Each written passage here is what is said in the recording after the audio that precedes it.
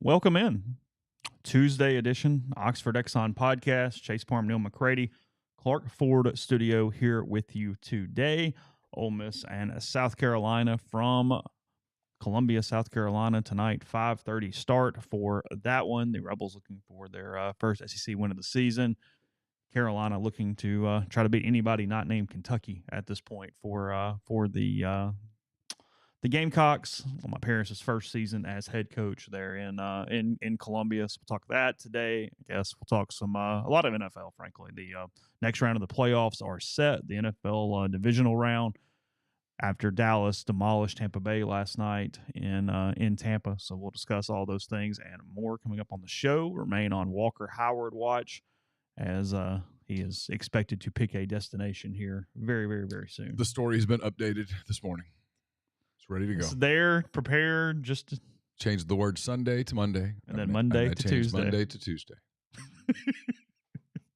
And I'm prepared to change it to Wednesday. I'm telling you now, it still would be a hilarious, if anybody did it over like a career and had the ability to keep them, a coffee table book of stories never published. My story on Javonte. It would be fantastic. A coffee table book of had things just gone differently, the collection. My story on Javonte Jean-Baptiste committing to Ole Miss was really good. I did a lot of research. I did, seriously, no joke. I dug into a Columbus Dispatch. I think it was Columbus. I think that's what they call the one in Ohio. That is correct, yes. It's Columbus Dispatch. I dug deep into one of those stories. It's confusing because the Columbus, Mississippi paper is like the commercial dispatch in Columbus. Right. And it yeah. So had that one ready to go. I spent more than an hour on that. It was an hour of my life. Look, I've wasted so many hours, but it was a wasted hour. There's a bunch. I'm telling you, it'd be a great project. Like the front, the cover would be like Dan McDonnell in an Ole Miss baseball uniform or something, and you build it up.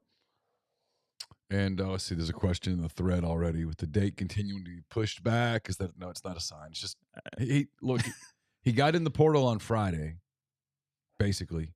He was at Ole Miss on Friday into Saturday. He was at TCU on Saturday into Sunday. He went home. Yesterday was Monday. I believe he's basically made a decision. He had 4 schools at a minimum that offered him NIL packages. Okay. All of those offers, according to pretty reliable sources, were basically the same. He's got to make a decision. His best friend, former LSU teammate, Besh, the tight end, wide receiver, he's at TCU. Enrolled. Yeah, he's at TCU. So I'm sure that telling him, hey, I'm not coming with you is difficult.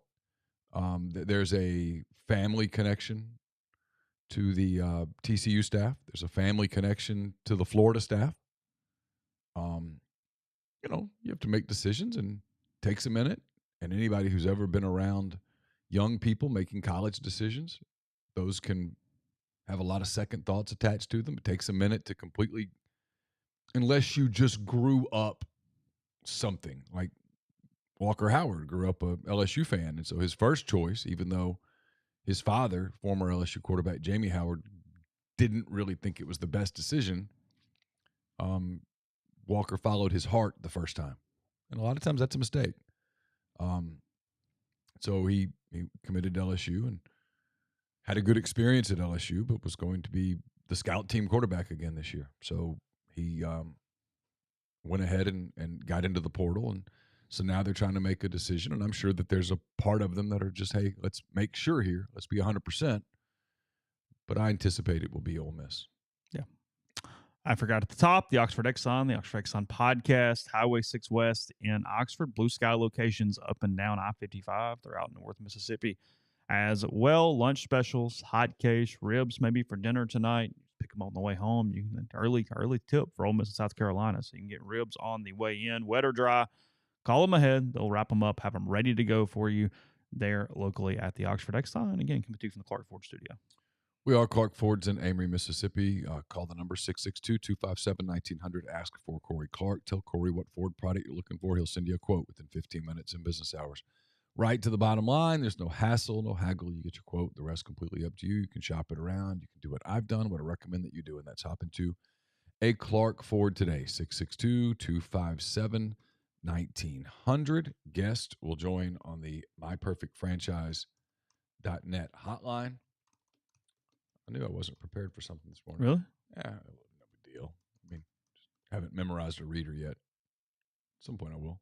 If you're a displaced corporate executive, you're wanting to put your career in your own hands, you're an experienced entrepreneur just looking to diversify. If you're any of those things, Andy Ludica can help. He is a longtime Rivals board member. He's a diehard college football fan, franchise veteran. He owns multiple franchises and businesses. He uses his expertise to help others find their American dream through a very thorough and free consultation process. So call Andy. Put your life and career in your own hands. It's 100% free, so you got nothing to lose. Find your perfect franchise at myperfectfranchise.net. It's Andy Ludicky. I'm going to pronounce this correctly. Ludicky. I've got to get it right. At myperfectfranchise.net. Andy at myperfectfranchise.net or 404-973-9901.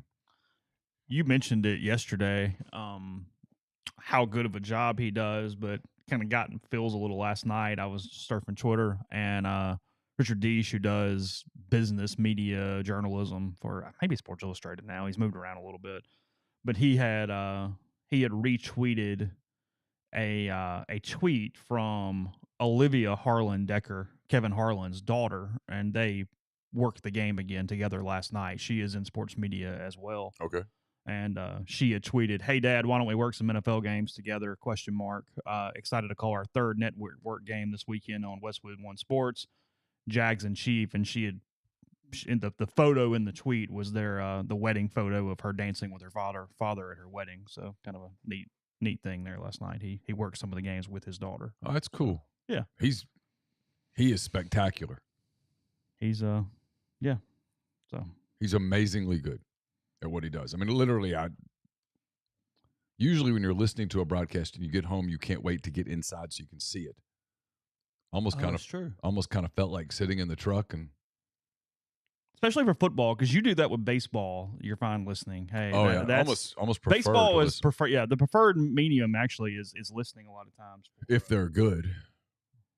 If it's a bad play-by-play crew where you don't have any idea what's going on in the game. Are there some really bad ones? Mm-hmm. Major leagues? Mm-hmm. Really? Yep. You would think that'd be a standard where you could find. You'd think. I mean, trust me, I'm a Braves fan. I've seen some bad radio and TV people. Yes, you have. It has not been all cake throughout the years. Well, and when you listen, Belted. When you listen to the Cubs, no joke, Pat Hughes, who's going into the Hall of Fame. Yeah. That was a cool moment when they told him and Yeah. did that. That was neat. When you listen to Pat Hughes, you get spoiled because he's perfect at it. I mean, there's nobody better than Pat Hughes. There are people as good, but there's nobody better than Pat Hughes. You always know the count. You always know the score. You have a mental picture of what's going on in the game. And yet at the same time, he weaves stories and commentary, and he doesn't make it. You don't listen to a game on June the 3rd and feel like, boy, this is game 6 of the World Series. You know, and a lot of that takes time. Of course. You got to develop the stories and the calmness and the. Yeah. And then there's a moment and you'll feel it in games and get into the 9th inning and he says to buckle those seatbelts and you sort of know, here we go. Is that his thing? That's his thing. Okay. And it works. So, yeah. So when he did it in Game 7 of the World Series, it was like, holy shit. Like, it hit me like, oh my God, he said it again. I mean, like, here we go. Like, and it had a different little tone to his voice. It was, go back and listen to Game 7 of the 2016 World Series, the 10th inning. You can find it. Listen to Pat Hughes' call of that inning. Think about how big that moment was and how calm and perfect his call was throughout. Absolutely remarkable. We don't listen. Didn't really notice where we're starting today. We don't listen to radio as a populace. I mean, I don't mean me or you, but just in general, the same as generation ago, or with baseball, that kind of thing. But it's still a very important part of the game. Still Sirius XM. It's on the radio when you're in the car. It's all those different things. If you're really into your team and baseball is a regional sport, you're going to know your play-by-play guys, your radio guys. You're going to have an affinity for them. This next generation, it's interesting to kind of keep that going because we are losing so many people from that last generation. They're retiring, and kind of the golden era was even probably a generation before that, but it's dwindling down and down and down. And it's why, I mean, obviously biased because we know him, whatever, but it's important for guys, to have guys like Ben Ingram and those people carry that on that do give you that same feel and appreciation for the medium when it comes to radio in general, but especially baseball play-by-play. And Ben's immensely talented as he's well. Phenomenal. I mean, he's almost enough between their front office and him. It's almost enough to get me to think about it. They're putting all the stuff in front of you to at least give it a chance if the Cubs completely fall off the face of the earth. Like, hey, we're sitting over here. Yeah, just kind of waiting. The Cubs do that deal where they add Trey Mancini, and I'm like, it's interesting. They add Eric Hosmer. I'm like, okay.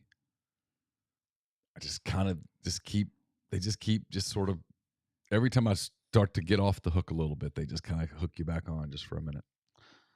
If you would like to bet on the game tonight, Ole Miss and South Carolina. I'm sorry. Go ahead.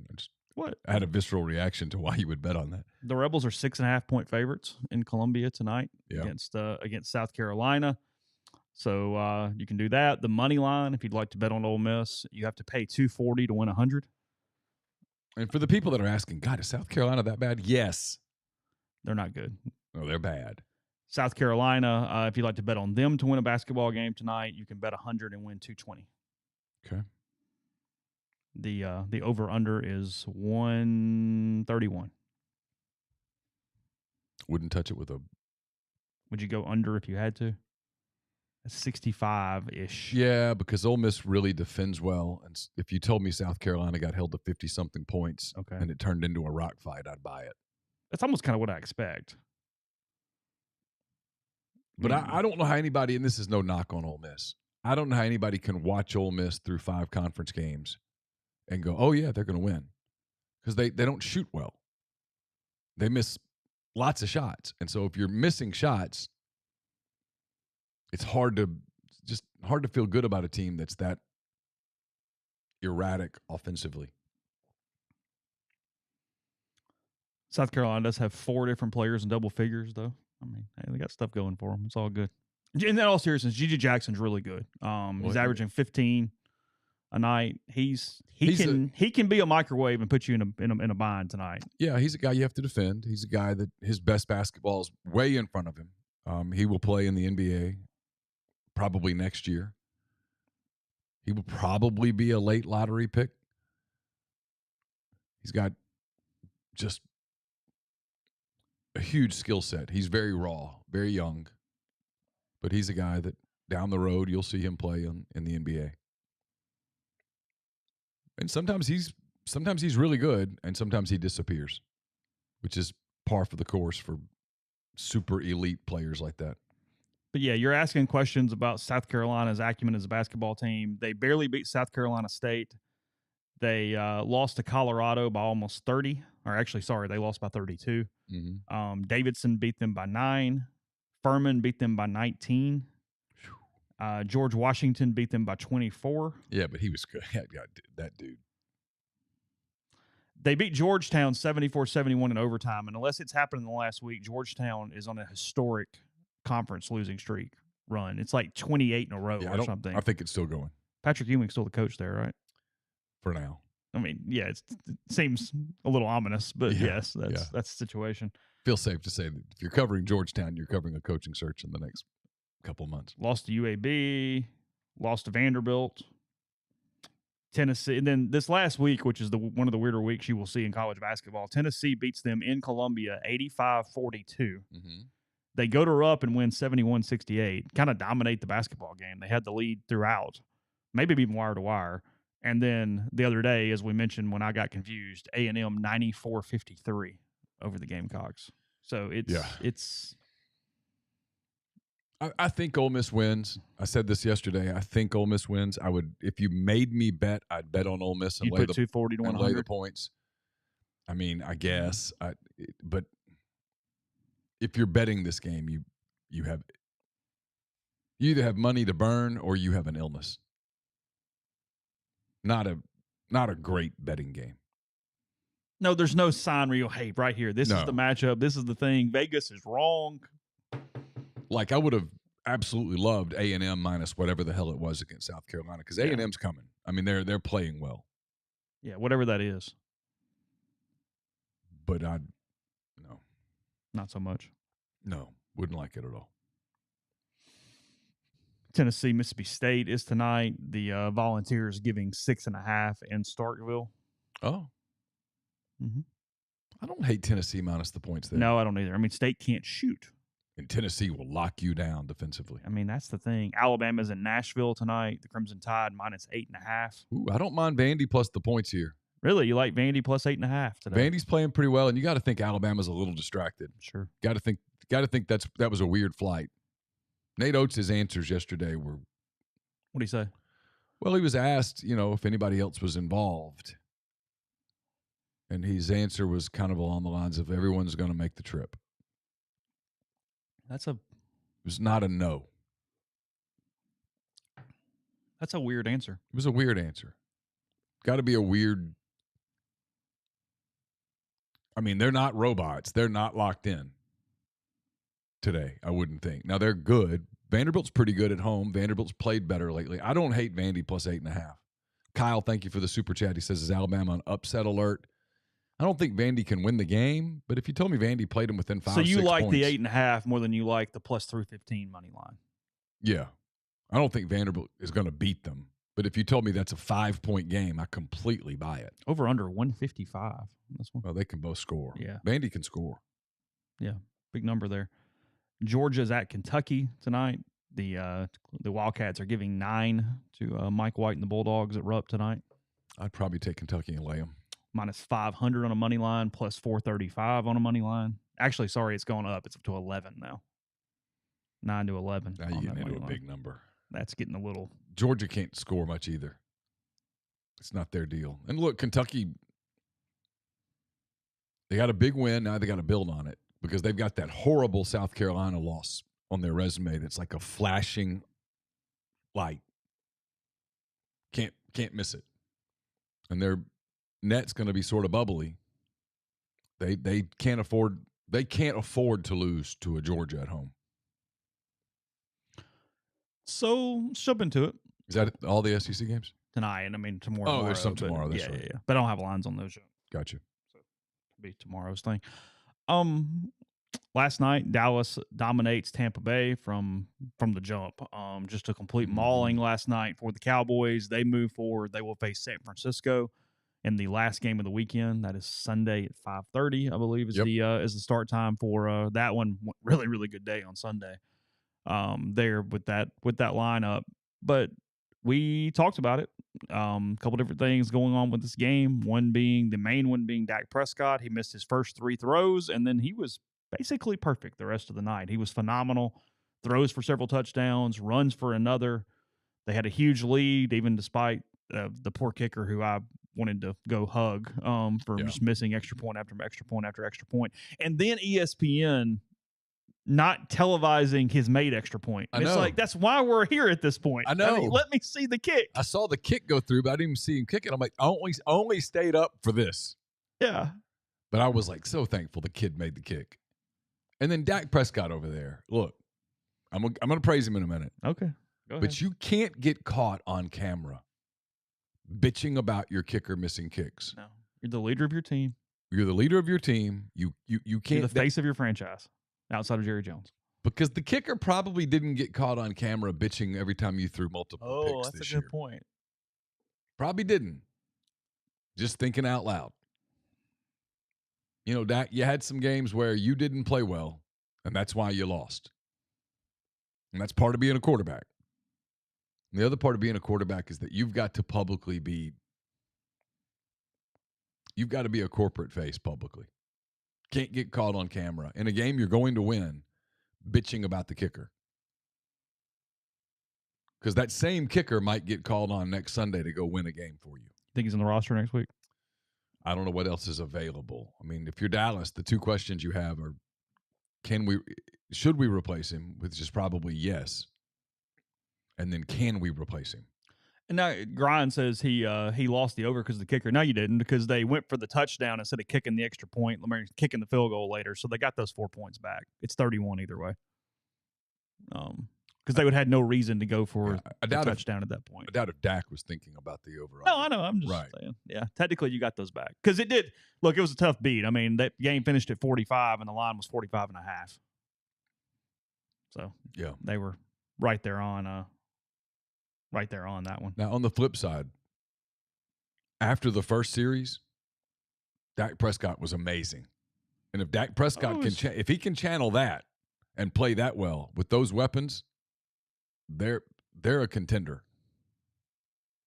They're a contender in the NFC if they can play like that. Now the flip side of that is Tampa Bay's awful. They've been awful all year. I've watched a lot of NFC South. Okay. And so if you're Tampa today in your meeting, when you're sitting around the table, give everybody a chance to kind of digest their coffee for a minute. Yeah, sure. And someone goes, hey, this Brady thing's it's got to be over. That's it. It was cute. We won. Hey, we won one. Great job. We won one. See the trophy over there? It's worth it. In fact, I put the trophy in the room, and I'm like, hey, look at the trophy. Let's look at it. Yeah. This was a success. Let's admire this for a minute. Okay, now it's over. Got to move on. The whole, what's he going to do? Here's what, if I'm Tampa, the one thing I tell him is, you're not coming here. We're moving on. And good Lord, the people around Tom Brady, someone please get him off the field. Put him in a booth. He looked old. I mean, I kept waiting for Micah Parsons to just break him in half. He looks old, and look, I mean, all jokes aside about girlfriends, he's had a hellaciously tough year. He's not mentally there. Of course not. He's struggling. Of course. In all ways. He's trying to put a face on it, but you look at him and you kind of go, damn. He kind of admitted as much. Lisa Salters during the game talked about how he said, hey, I'm just kind of trying to focus on this game, and it's been a weird year, and been a lot going on. He's a human. I hope he stops. It's starting to remind me of Jordan at the end with the Wizards, when you're like, no. I don't want too many of these memories, because I want to be able to look back on, man, that dude was a monster. Because he was. Tom Brady. Oh, sure. Tom Brady's the GOAT. In a position full of GOATs, he's the GOAT. I mean, there have been so many great quarterbacks that we've had the privilege of watching, and he's the man. And that's the thing. Like, look, his drive and his competitiveness and his dedication to every part of his body and his game has been what's made him what he is.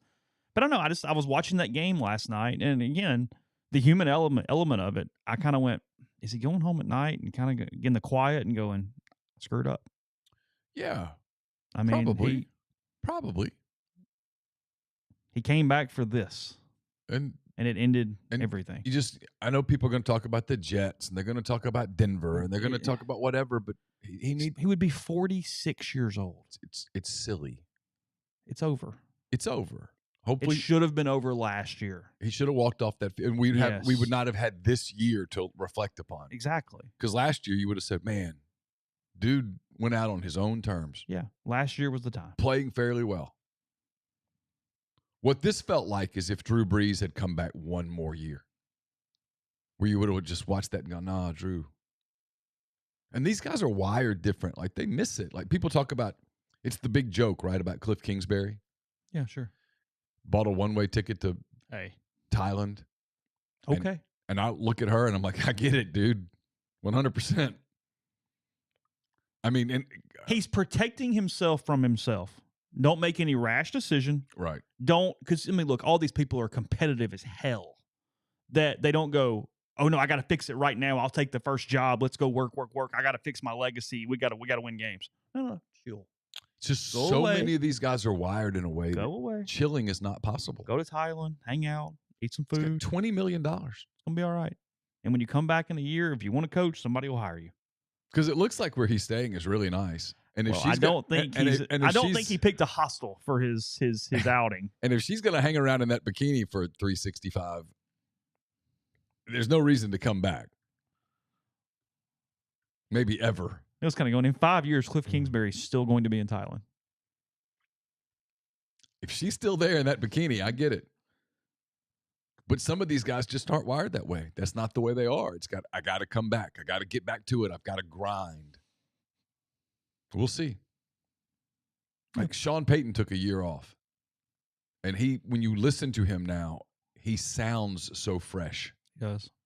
He did admit, by the way, the Saints have to have a first-round pick for him to go anywhere right now. And when I was wrong on the years, the Saints have his option through 24, not until 24. So Gotcha.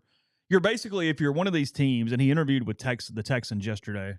He's got several more coming. Arizona, the Chargers haven't made a decision on Brandon Staley.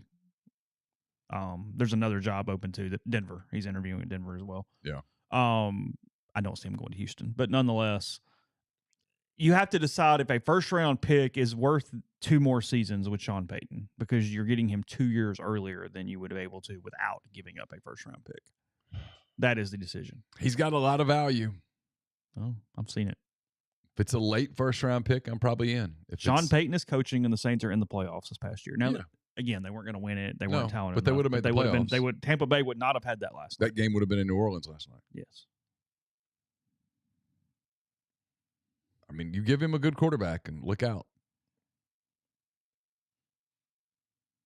I mean, the job he did with peak Drew Brees was amazing. Hell, the job he did with old Drew Brees was pretty impressive. Duct taped that thing up and tried to hold it together there. Yeah, I mean, a lot of your playbook wasn't available with old Drew Brees. Well, we can't do that. What we should do here is, no, we can't do throw that. the ball down the field. He can't do that anymore. So let's protect him. And they did. But my point on it is sometimes these guys need to take a break. And maybe Kingsbury will. I mean, he's made the money. Take a break. Everyone's coming after him to come be the offensive coordinator someplace. Just breathe. You're okay. You're not going to forget the game in a year. You might come back in a year fresh. No, he'll wake up at some point and go, all right, I'm ready to at least come back and explore options. Yeah. He will wake up one day, and that'll be the next thing. Or he might be the guy that wakes up and goes, you know what? I'm going to get in a broadcast booth. It's going to be all right. It's going to be okay. I have enough money. I would think. They'll pay me well over there, too. I promise you put $20 million in my account, I'm good. You'll make it last. We're going to be good. For sure. And it's not like, okay, that's the last money you'll ever make. He'll make more money. He's got time. He would get paid big TV money. A couple people in the stream asking, yes, Dallas is in San Francisco. Again, if you're going to pick a day, it's very clear which day you want. You get Cincinnati at Buffalo and Dallas at San Francisco on Sunday for the 2 games. 2:00 for the Bengals and the Bills, and then 5:30 for the nightcap. On Saturday, Jacksonville, Kansas City, 3:30, NBC, New York, Philadelphia, 7:15, Fox. The only one of those games that has a chance to be a dog is the first one. And I don't think it will be. You think Jacksonville shows? I think they show up ready to party. They got nothing to lose, man. Teams like that at the beginning of their window, their window just started to crack open. It's going to get wide open soon. Like, they're going to throw it up like spring day. And you know what I mean? That first day in the spring when the temperatures kind of start feeling good and you're like, oh, we can open the windows. They just started. Like, they just unlocked it and cracked it a little. Maybe more than any division in the NFL, if I had to buy stock on a team in a division, it is Jacksonville in the AFC South. Because you look around, what else is there with Tennessee not being able to figure it out and Irsay doing Irsay things. And then the Texans. I mean, Jacksonville's got a chance to straight up into the stratosphere. So if Jacksonville leaves Kansas City with a loss on Saturday. So okay, cool.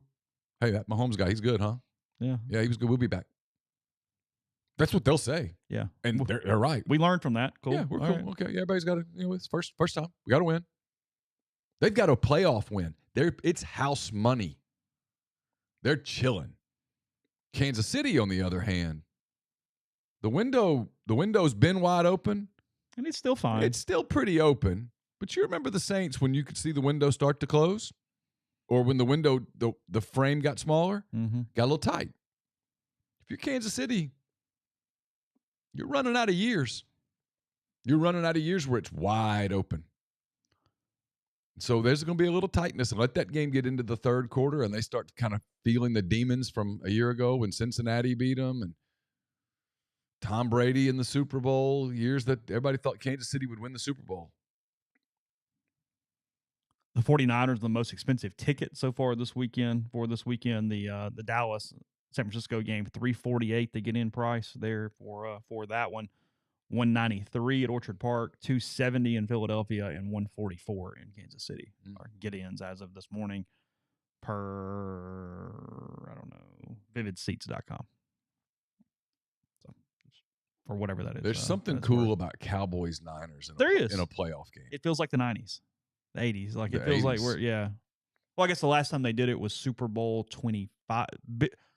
The Giants beat the Cowboys on the way, I think. Or was it? No, it was the 49ers. Yeah, I don't know. Whatever. It's fine. I'm getting my The years game mixed I up. remember it was my birthday. I want to say it was 82. Okay. The Dwight Clark game. Yeah. What a game that was. I mean, holy hell. And as a kid, and at that point, the NFL was just majestic. You know what I mean? And that game.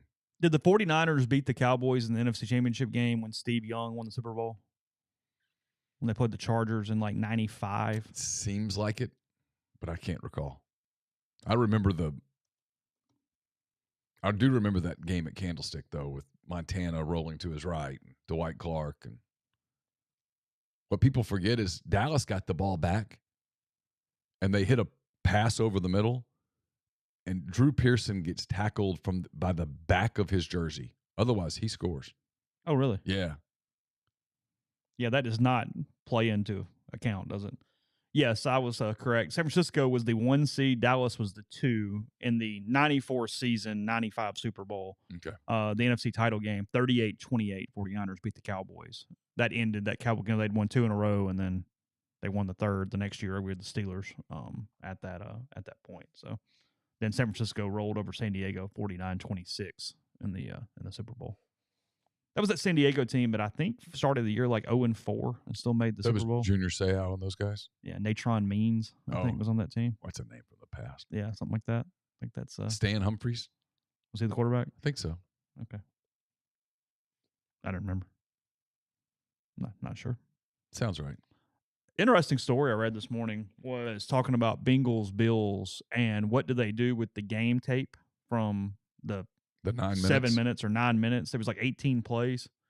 One team ran 11, one team ran 7, and they were still in the script. So you don't know what necessarily to do with it because that wasn't after they'd gotten adjustments and settled into the game and gotten comfortable.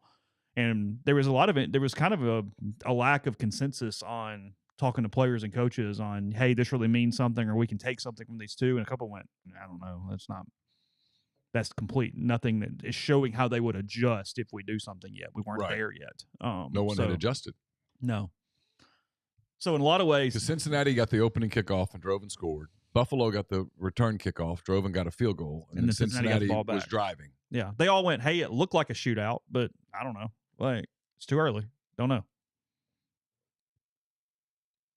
Cincinnati just so beat up front. Now, there's a chance that the left tackle who got hurt the other day can come back and play. And then there's all these rumors. He might play? He's got a dislocated kneecap. They have not ruled him out. Jonah Williams. And then there's the rumors in Cincinnati, which I think are nothing but rumor, that Andrew Whitworth is going to come out of retirement and play. Hold on, what? Yep. That's not Was true. a Bengal forever. That's not true. It's almost certainly not true, but he's having fun with it on Twitter. Is he? Yeah. I don't think he's probably in game shape. I would guess not. There's a lot of guys that could come back and play. Offensive linemen usually aren't it.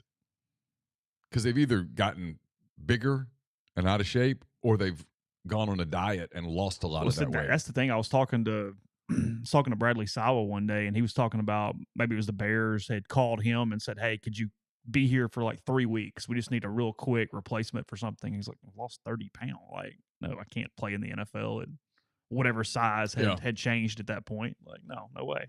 That's not doable. Because the smart ones that played at 300 When the career's over, they get down to 240. Yeah, and I mean, you see that across all positions. They lose, and C.J. Johnson, even a linebacker, looks completely different today. I mean, really slimmed down, and he's lean and thin. And Tom Brady, he looks like he's lost 20, 30 pounds. Yeah, just looks bad. Yeah. Doesn't look healthy. He looks tired. I'm sure he is, physically and mentally. I'm sure. Neal would play the Bills-Bengals game in the Mercedes-Benz Dome in Atlanta. That's where he would play the game. Yeah. Or Indianapolis. Yeah, I'd play it on a neutral site, indoors. Take away any advantages. Let them play the game. The reasoning for this game being in Buffalo is it's mind-numbing. It really is. It's the NFL overreacted to the sentiment. They've made Buffalo kind of America's team. And again, I'm so glad DeMar Hamlin's fine. But from a competitive standpoint, this makes no sense. Both teams. Yet if Buffalo wins, Buffalo and Kansas City will play in Atlanta. That makes sense when this is the decision this week. You can't. It's the exact same situation. For those two respective teams. It's one of your kids comes home with an F in a test, and you say you're grounded for a week. And then another kid comes home with an F, and you're like, don't worry about it. Well, we're not all the same. The kid that got grounded for a week is like, no, hold up. And that's what's happened here. I mean, if you're Cincinnati, you can't bitch about it all week because there's nothing you can do about it. You got to move on. But internally, they have to be like, come on. This was an overreaction on the part of the NFL that was based on sentiment. So I don't remember. They were guaranteed to have the upper hand if they had won the game. Yes, the game would be in Cincinnati if they'd won the game. Yeah. You don't think that's significant? It is. Yeah. I mean, it's a significant advantage. I was trying to make sure there wasn't any other factors. It was that simple. Yeah. It's a significant advantage that you're handing the Bills for no particular reason other than everyone was worried about DeMar Hamlin. Yeah. Speaking of game preparation, made the board. Thought it was interesting. I didn't watch because I had the game broadcast on with sound last night for the most part. Peyton's comment about halftime adjustments said that in 18 seasons he had never made a halftime adjustment, that you simply don't have time because you come in and use the bathroom. And I'm not, again, it's not whatever, but I mean, it's from a media standpoint. Do we overplay it? Yes. It is a reset, and it allows for momentum shifts and changes, and it stops whatever was going on. But as far as, oh, well, God, they didn't do anything in there. I mean, I do think they make some adjustments. Peyton's the worst example because he makes adjustments play to play. Yeah. One of the reasons that he had the Hall of Fame career that he had was because he's so cerebral as a player. It's also a difference in a couple coaches talking versus, hey, we're gathering up the whole team and going, hey, guys, let me show you. Let me draw this on the board. But if you told me that the defensive line group gets together with the coach for 2 minutes and goes, hey, we're gonna work on a different stunt here. Okay, sure. Or even the defense as a whole gets together and goes, well, here's what we're gonna try to do this a little bit. But no, he's right. I mean, they don't have time to, hey, scrap the game plan. Here's the new plan. Let's walk through this. No, I mean, it's got 10 minutes? By the time all the coaches get down and everybody gets in the room together and everybody uses the restroom and, like he says, has a couple of orange slices, it's time to go back out. And you've got some guys that spend the half getting treated. Sure. Not the smartest guy in the world, but the tea leaves here, and I mean, from a podcast standpoint, I can't wait. We're getting closer and closer to some movement where Indianapolis trades up to 1 and takes Will Levis, aren't we? And we go, oh my God. Wow. Because look, two things of evidence. I mean, pretty simple stuff here, but people aren't idiots. So yesterday, this tweet comes out, 1:42, yesterday afternoon, from Jamie Eisner. He says, for those who like NFL draft props, Will Levis's odds to be the number 1 overall pick have gone from 22-1 to 9-1 at FanDuel and 20-1 to 10-1 at DraftKings since last night. In a day, Levis moves up into that territory. This morning, on The Athletic, Dane Brugler, who's one of the top NFL draft experts, he comes out with his mock draft for 2023, and again, you got to combine both things. But he has the Indianapolis Colts trading up for number 1 to take Bryce Young. Right.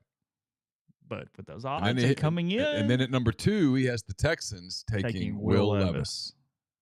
Well, look, I'm not defending our field. I don't like most of the people in our field. That being said, people like me didn't make up the Will Levis stuff. Number 1, why would I do that? I don't care.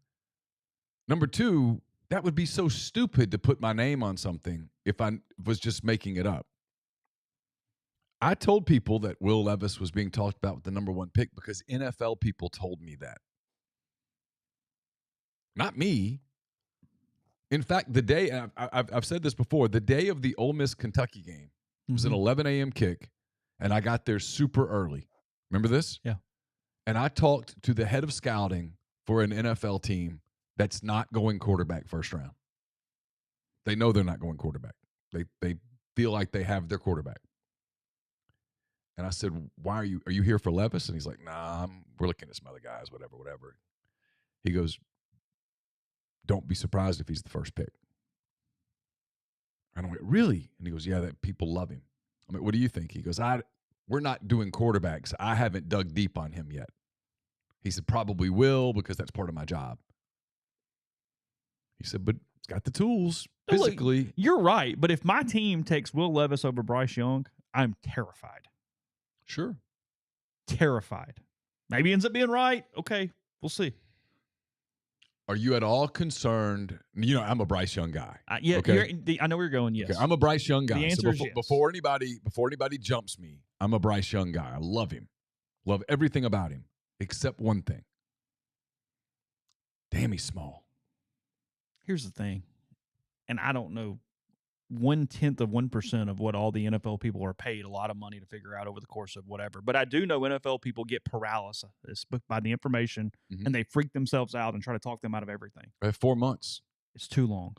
They have 4 months worth of meetings. Can you imagine if you meet for 4 months on 3 people, you end up where no one can do anything. Kentucky's roster got really banged up, and they weren't great by the end of the year. I know. But Kentucky was pretty good. That roster overall was not bad. My opinion, I don't think Will Levis elevates the people around him. Well, he didn't last year. That's what I don't think. I don't think he's the guy to lead a team because I don't feel like he is a leader and elevates. And Young does. There's no doubt. Watched him do it. He's tiny. I get it. What's his real size?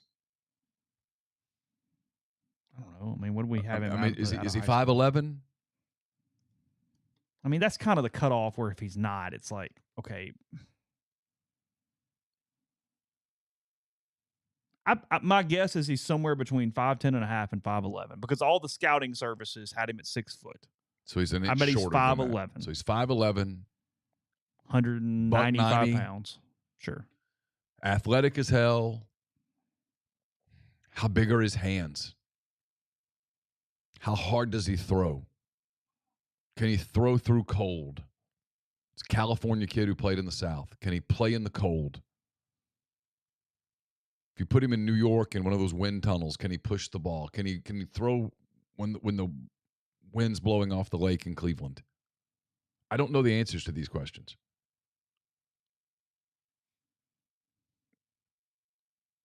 Then Levis, on the other hand, when you look at him, my God, he looks the part. Sure. I mean, he looks the part. He looks like, he looks like Justin Herbert or somebody. I mean, he's that big. He's got that physical size. He's broad-shouldered, well put together, can throw the hell out of it. I get it. I get why there's confusion. I mean, if my team takes him with the first pick in the draft, I'm like, oh my God. But I understand where the NFL is coming from. And they look at it and go, well, maybe the coaching he got wasn't so good. We'll play call him into a star. He's going to get compared to Tua. He's going to get compared to those guys. There's no doubt about that. Well, that's legit. Yeah, sure. Kyler Murray. Yeah. I mean, let's talk about how much Kyler Murray has elevated the Cardinals. Sure. Cliff says he'll call when he gets out of the pool. I mean, Tua, Here's the deal, too. Tua's done. There's not a franchise in the NFL that I trust less than Indianapolis right now, I guess, is part of it, too. All right, let's talk about your mock draft there, because here's a wild one. Did you scroll down about 14, 15? I know where you're going. I'll get there in a second. Real quick, the change on this is to get the 1, the Colts had to give up the number 4, the number 35, and the 24 first. So next season's first-round pick. So 2 first and a second. So they would parlay this into 2 picks and Jalen Carter out of Georgia. By the way, people in Chicago think that won't be enough. Okay. Will Anderson, number 3 to the Cardinals. He's a good number 3. Sure. Nothing. You're completely happy when you go put that thing in. Oh, sure. Jalen Carter, 4 to the Bears. So far for the Bears, it's a win. C.J. Stroud, as of right now, to the Panthers at 5. If you're the 5th pick, you have to go. Yeah. Come on. Yeah. Well, he announced yesterday he's going. Oh, pro. he did. Okay. Yeah, I didn't see that. pro. Okay. Yeah, you can't. No. Come on. I'm scrolling down for SEC things. Kid from Texas Tech going 9 to the Seahawks. Tyree Wilson. Mm-hmm.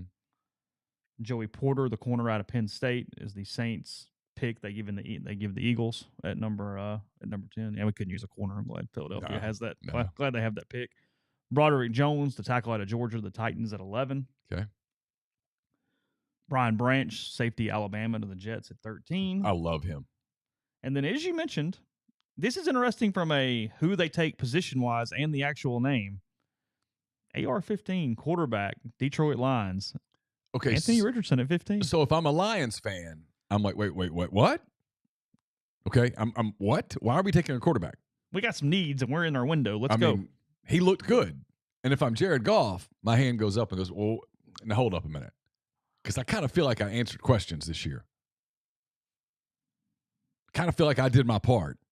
What's this? You don't think maybe we could use a tight end or something? You don't think we may use a little help? The 14th pick?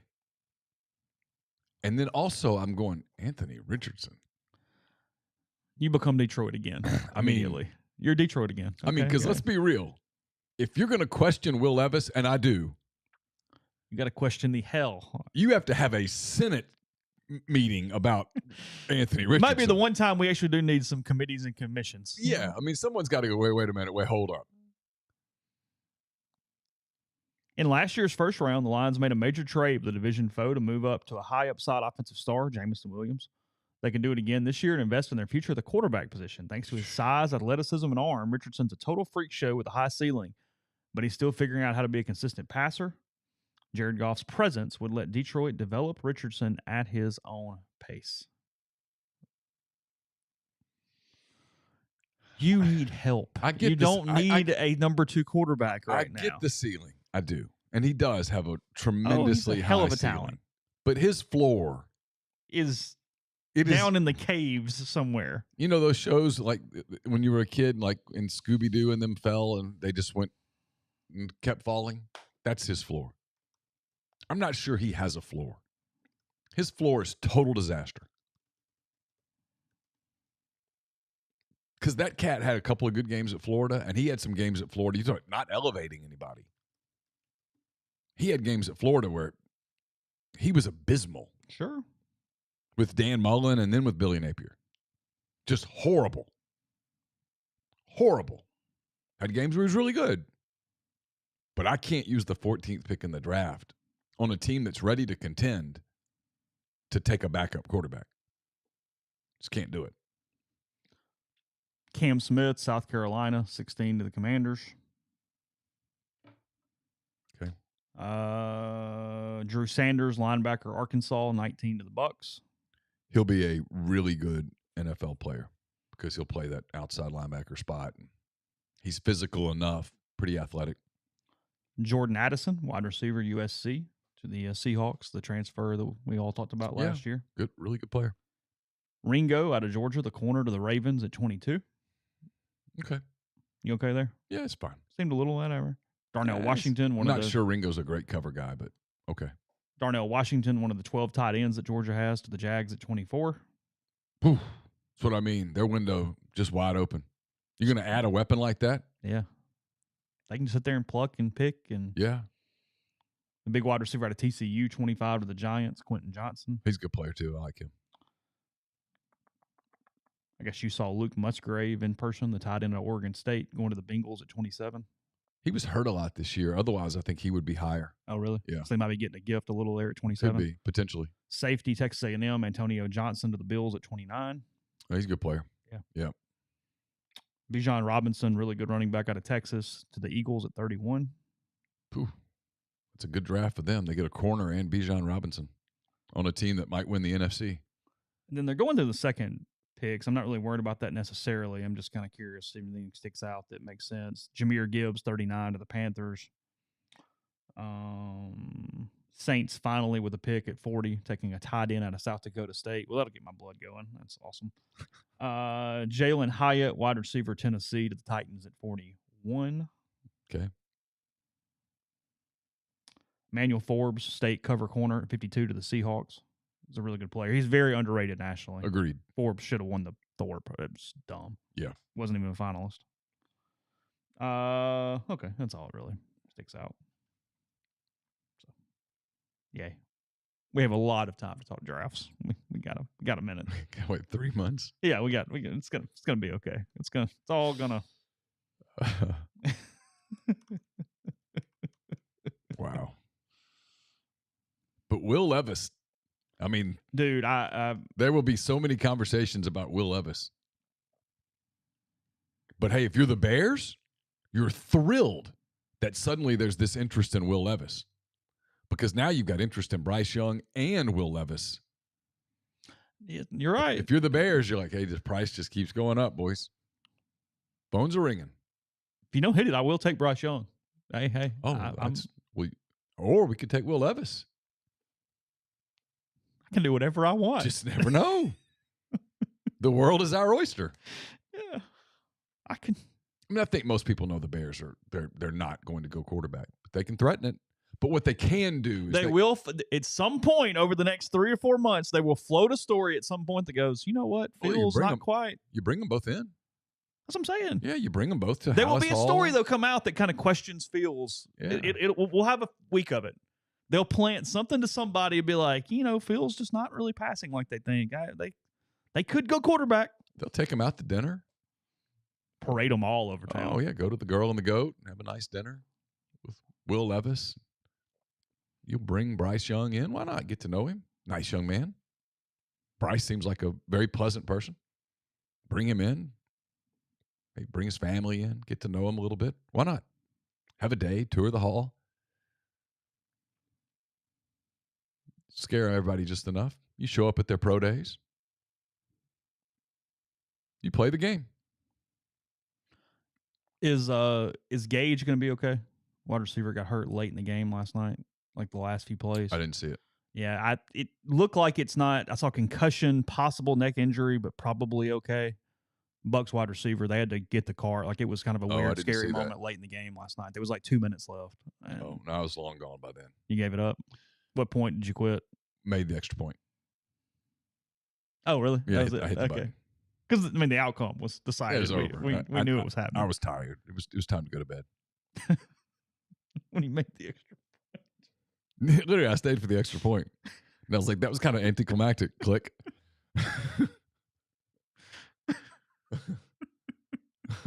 Jesus. Well, I did. I wanted to see, because if he missed another one after Dak's response to the fourth miss, I thought they might have a fight on the field. I don't get why Dak was so high strung. I don't either. The game was fine. Yeah. Once he made it, though, I was like, okay, I'm good. Click.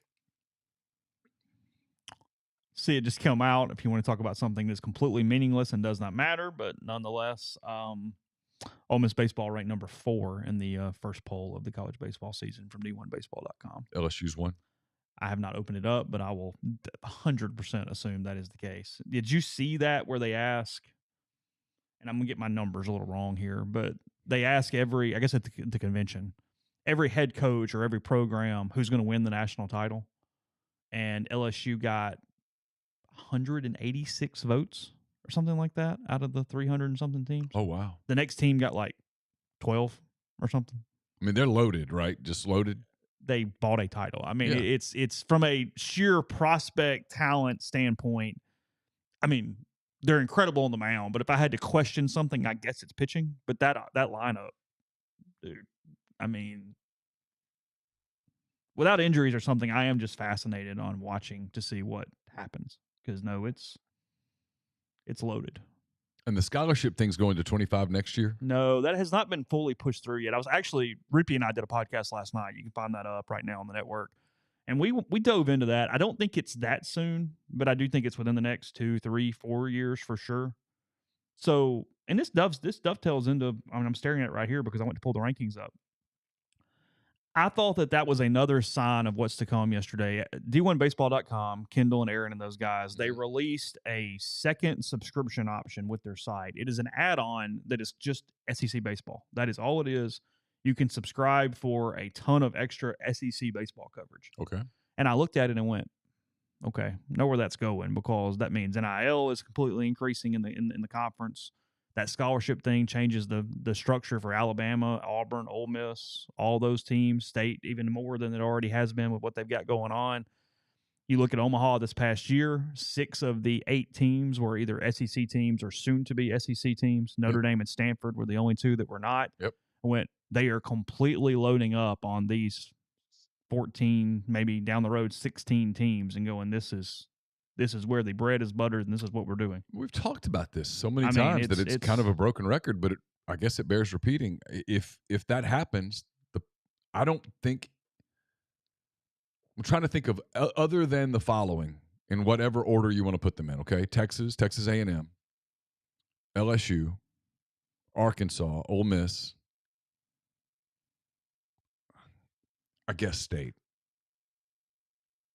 I question whether State can compete NIL with the ones we just mentioned. Yeah, sure. We'll see.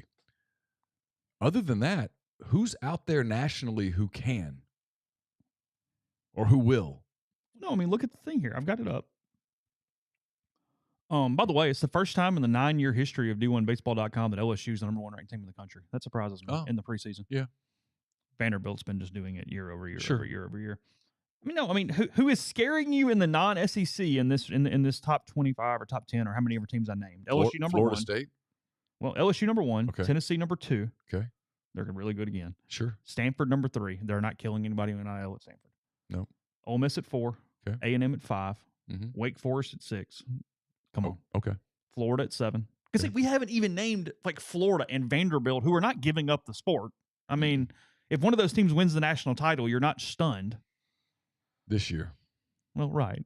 I'm watching Vanderbilt. Well, Tim Corbin is not going to be there in 3 years. I said that on Rippy's show last night. Will he be there in 1 year? See how fast some of this moves. Okay. See what goes on at some other jobs. Mm-hmm. How long is Dave Van Horn coaching? Mm-hmm. And then I'll answer your question. Arkansas at 8. Okay. Oklahoma State at 9 can get you. See, here's what's interesting, right? Yeah, sure. You just named, I mean, obviously LSU's floor is further than 1. Ole Miss's floor is further than 4, but I don't know how much. Like, to me, when you tell me Arkansas at 8, I tell you that's probably their floor in the new world. Yeah, right. Yeah, not this team, whatever. Not this one or year. Even year over year. Okay, yeah, you can have some weird years. Because stuff happens, guys get hurt, whatever. But if you're talking about program-wise, yes, in general, I hope I'm making that point where it makes sense. Because someone's going to come back and go, McCready said they can't finish lower than 8. Yeah, of course they can. That's not my point. But, like, if you told me that Ole Miss is perpetually the 4th/5th best program in the country in the new world, yeah, I get it. And if you tell me that the floor for Arkansas in the new world is 8, I'm like, yeah, I get it, 100%. Yeah. Yeah, Oklahoma State, okay. Sure. They will be good. Sure. I think this new world is going to help Oklahoma State. They put a lot of money into baseball. Yep. I mean, they stole a couple kids in this portal year where they had some cash. Mm-hmm. Vanderbilt at 10. You're not falling off the deck. No, but in the new world, if you tell me 10's their ceiling, I buy it. I think he leaves. East Carolina at 11, whatever. North Carolina at 12. Sure. Maryland, Virginia Tech, TCU. Okay. Metroplex. They're in that next tier. Sure. They're in that next tier. Mm-hmm. Louisville has no money for baseball. UCLA, no. Southern Miss, Virginia. Alabama's 20th in the preseason. I mean, if the pitcher hadn't gotten hurt last year, they're a tournament team. Yeah. NC State, Miami. You hadn't gotten to Auburn yet, have you? They're not in the top 25. Okay. NC State, Miami, South Carolina, Texas Tech, Oregon. Okay. Texas Tech will be fine. Where's Mississippi State? They were very high. They were. Oh no, they weren't. They weren't in here. There's your omission from my group, and I think I'm onto something. Yeah, they're not in the top 25. That's been my, and it's not an anti-state thing. Everybody does the deal about who. To me, there are 5 SEC programs that, counting Texas, that I think are going to be so head and shoulders above everyone else that I don't think you'll be able to catch them. I think it'll be upsets to do it. I think it's LSU, and again, in no particular order. Yeah, sure. Whatever. You can put them in whatever order makes you feel good. LSU, Ole Miss, Arkansas, Texas, Texas A&M. Put them in a hat. Whatever. How you want to do that? Yeah. I don't care. Whatever. Frankly, I mean, LSU of those 5 is the one that if they decide that they're all in, they're tough. By the way, I didn't say Texas. They're not in the top 25 either. No, they're not. Okay. They should be. Well, they will. Texas baseball will be fine. It's going to be fine. Yeah, I would. If I'm buying stock on a non-top 25 team, it's Texas. Okay. But no, point being, I think it's going to be very commonplace in Omaha for the final 4 or 6 teams to be SEC teams.